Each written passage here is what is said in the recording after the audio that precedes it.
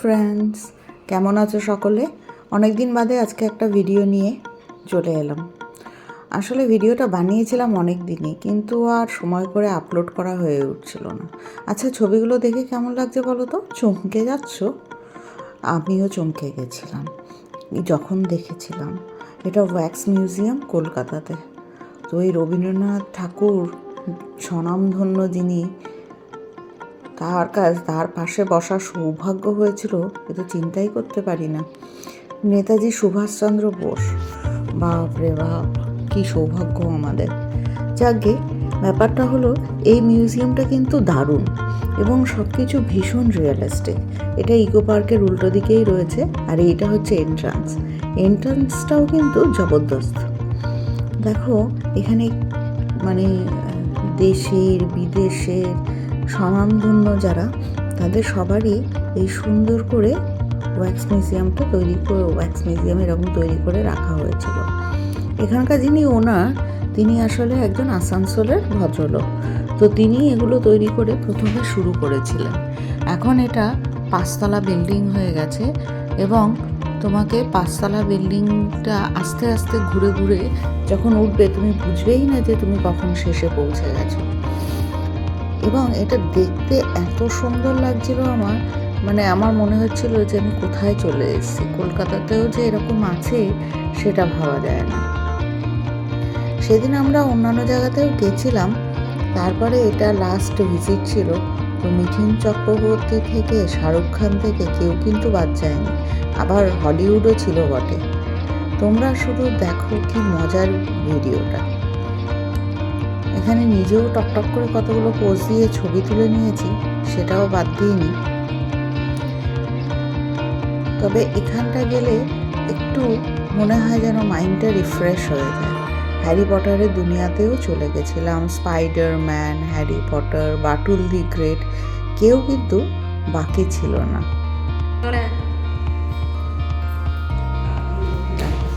Rouhani দৌড়াদৌড়ি।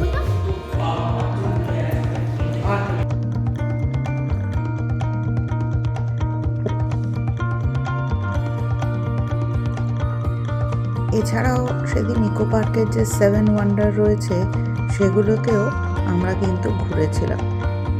তো 7 ওয়ান্ডারটা সেদিন প্রচণ্ড ভিড় ছিল, আর আমার মনে হয় আরও একটু মেনটেন করার দরকার ছিল।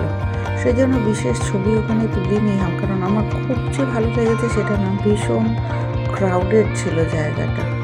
এটা ওয়্যাক্স মিউজিয়ামে ঢোকার মুখে দেখো, টিনটিন আমাদের হাই করছে।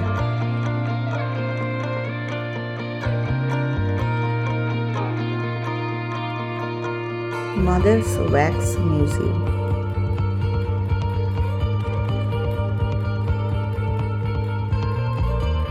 দেখো, মারাদোনার সঙ্গেও ছবি তুলতে ছাড়িনি। Michael Jackson.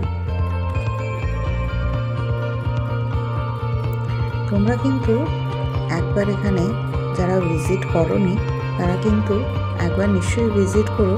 জায়গাটা কিন্তু বেশ ভালো লাগবে। এটা আমরা হলিউড সেকশনে চলে এসেছিলাম এবং এদের দেখে তো মনে হচ্ছিল না যে এরা আসল না নকল। আফতারের যে ক্যারেক্টারগুলোকে নিয়ে এসেছে এরা, দেখে মনে হচ্ছিল যে হ্যাঁ রে বাবা, এ তো সত্যিকারেই মনে হচ্ছে। কিন্তু একটাই ব্যাপার, ধরে দেখার পারমিশন নেই। অতএব যেরকম আছে ঠিক সেরকমই তুমি যত কাছ থেকে পারো দেখতে পারবে। আচ্ছা, এই মোনালিসাকে দেখেছ? সুন্দর কিউট মোনালিসা। এর সঙ্গে আমাকে যদিও মানাচ্ছে না, ঠিক আছে, তাও পাশে দাঁড়িয়ে পড়েছি। মুখে স্কিনটা দেখো, চোখটা দেখো, মনে হচ্ছে একদম রিয়েলিস্টিক। হ্যাঁ, আমি যার ছোটোবেলা থেকে ফ্যান, সেই মিস্টার বিনস। তার অদ্ভুত অদ্ভুত কাণ্ড কারখানা, যেটা খুব ভালো লাগে।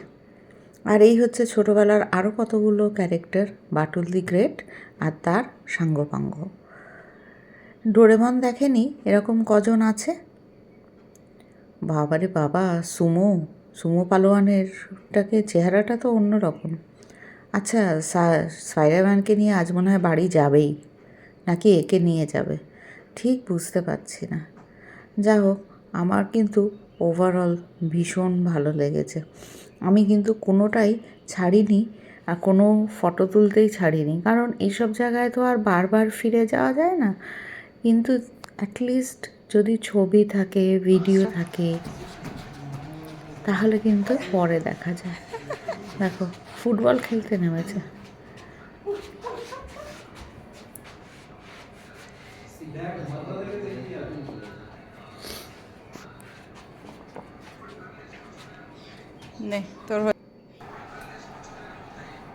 মান্না দেখে মনে হচ্ছে না সত্যিকারই উনি গান গাইবেন এখন।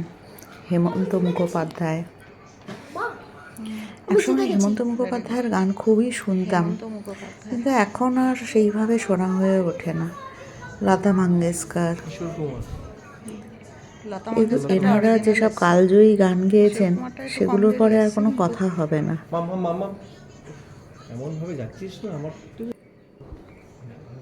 এটা কে বলো তো? আমাদের মিঠুন দা। আর সব থেকে ইম্পর্টেন্ট পার্সন আসছেন, কন বনেগা করোড়পতি খ্যাত অমিতাভ বচ্চন।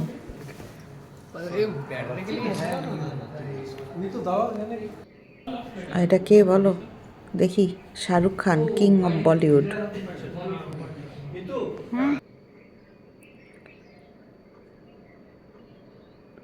সৌরভ গাঙ্গুলির সঙ্গে পোজ দেওয়ার জন্য বুঝতে পারছে না ব্যাট ধরবে না বল ধরবে না কি করবে।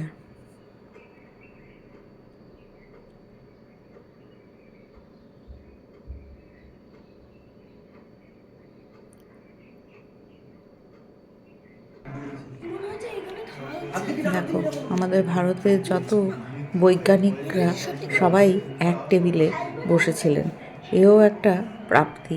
তাদের হয়তো মানে তাদের জীবদশায় দেখার সৌভাগ্য তো আমাদের হয়নি, বা তারা যদিও বা বেঁচেও থাকতেন হয়তো আমাদের দেখার সৌভাগ্য হতো না, ওই পর্যন্ত পৌঁছাতে পারতাম না।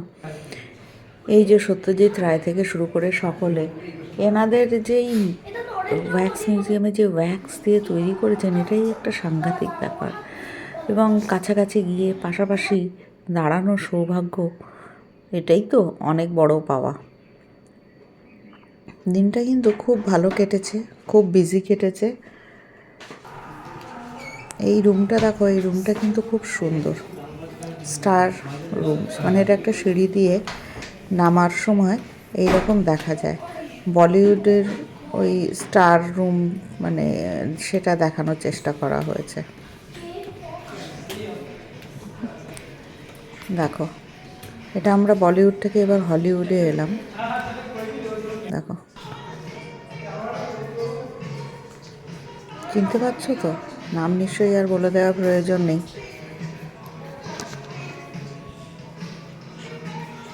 তোমরা কারা কারা এই ওয়্যাক্স মিউজিয়ামে ঘুরেছো একবার নিশ্চয়ই বলো। একদম দেখে দূর থেকে হঠাৎ করে মনে হবে একদম সবই সত্যিকারের। স্পেশালি এই হলিউড সেকশনটা ওরা যেন খুব যত্ন নিয়ে বানিয়েছে। দেখে মনে হবে তোমার অপেক্ষায় একদম ডাইনিং টেবিলে বসে রয়েছে।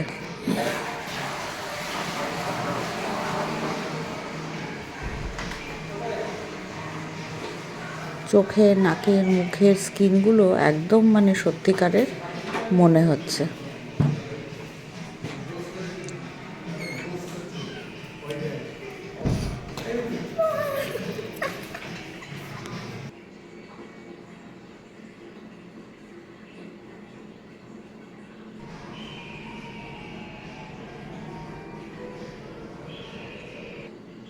এটা শরৎচন্দ্র শরৎচন্দ্র চট্টোপাধ্যায়।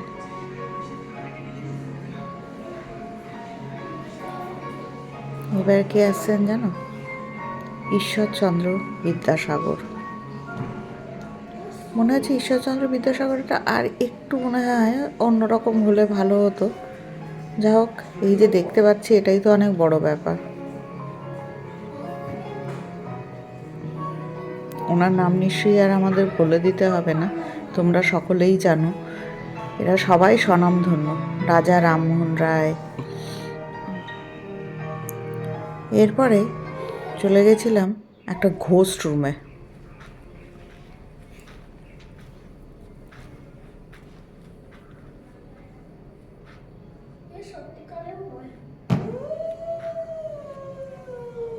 কস্টিউমটা দেখলে কিন্তু সত্যি একটু ভয় ভয় লাগে।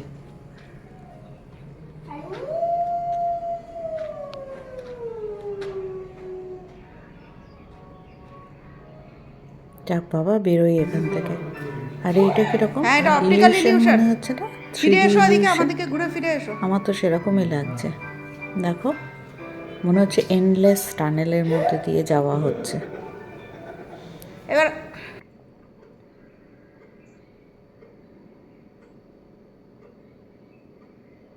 হুম, চিনতে পারছো নিশ্চয়ই? বাপরে বাপ, অ্যাভেঞ্জার সিরিজের লোকজনও এখানে চলে এসেছে। এই ছবিগুলো না যখন তুলি তখন যতটা না ভালো লাগে, তার থেকে পরে যখন ফিরে ফিরে ভিডিওটা দেখি বা ছবিগুলো দেখি তখন কিন্তু আরও বেশি ভালো লাগে। মনে হয় যেন হ্যাঁ, কি সুন্দর দেখে এসেছিলাম, আরে এটা তো নোটিস করিনি, ওটা তো নোটিস করিনি, কিন্তু পরে ছবিতে দেখলাম। লাস্টে বেরোনোর আগে এইরকম একটা মিউজিক রুম ছিল, আর রুহানির রিয়াকশান দেখো। Magnificent. Is it? Did you like it? যাক, তোমরা ভালো থেকো, ভালো রেখো সকলে।